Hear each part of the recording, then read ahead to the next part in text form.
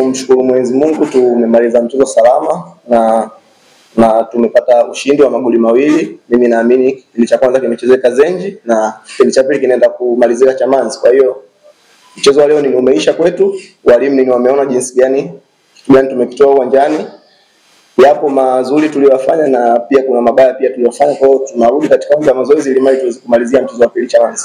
Ni ndoto ya kila mchezaji wa Azam FC kufanikisha timu hii kwenda kwa mara ya kwanza katika group stage. Kwa hiyo ni tupo katika malengo ya timu, na mchezaji kama mchezaji kukamilisha malengo ya timu ni unakuwa so proud. Kwa hiyo ni sisi kama wachezaji kuweza kuingia na akili nzuri katika mchezo wa pili, kwani maajabu mengi sana katika mpira ni yameshatokea. Mtu ni anashinda goli 3 nyumbani au away, goli zinakuja kurudi nyumbani kwake. Kwa hiyo ni sisi kuwa na mentali nzuri ya upambanaji tukiwepo nyumbani kwetu, na ninaamini kupitia walimu wetu tutaweza kuonyesha mchezo mzuri sana na kwenye kuleta magoli kwa Azam FC hatimaye kuweza ku reach group stage. Mimi ninaamini tutaingia kama tulivyoingia kupush katika kuwapa mchezo, kwani ni mlikovumuna. Tunaona toka dakika ya kwanza tupo katika kushambulia zaidi ili mai tuweze kupata magoli ya mapema. Kwa hiyo ni jinsi gani kuangalia mwalimu wetu game plan atakayokuja nayo katika uwanja wetu wa nyumbani. Kwa hiyo sisi ni wafanyaji kazi, kile tunachokipokea kutoka kwa walimu wetu ndio kile tunachokideliver katika uwanja wa mechi. Kwa hiyo ni yeye na benchi lake kuona jinsi gani tutakapoingia katika mchezo wetu wa nyumbani, lakini ninaamini tutaonyesha mchezo mzuri wenye kuvutia na wenye kuleta matokeo kwa Azam FC ili mradi kuweza kuvuka katika hiyo hatua. Mimi ninaamini kuna nyakati tulikosa umakini na tukatoka katika game plan yetu, na ninaamini mwalimu aliweza kuturudisha katika dakika fulani, dakika 25 20 ngapi za mwishoni tukaweza kucreate chance ambayo mwenzetu ni amemiss katika 6 au 5. Kwa hiyo ni jinsi gani kuona tunacheza katika mchezo wake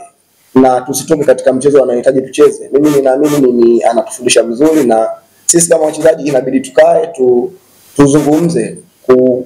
Tulipata magoli mawili na tukarudi kidogo chini na hatimaye tumerudi katika kipindi cha pili hatujaongeza goli, na mimi niseme magoli mawili ni mengi sana kwetu. Tunamshukuru Mwenyezi Mungu kwa hilo, lakini tutaenda kumaliza kwa mchezo tukiwa nyumbani. Wapa support, lakini pia kama mtakwenda kwenye hatua ya makundi basi mtakuwa kwa pamoja. Tunaambia nini?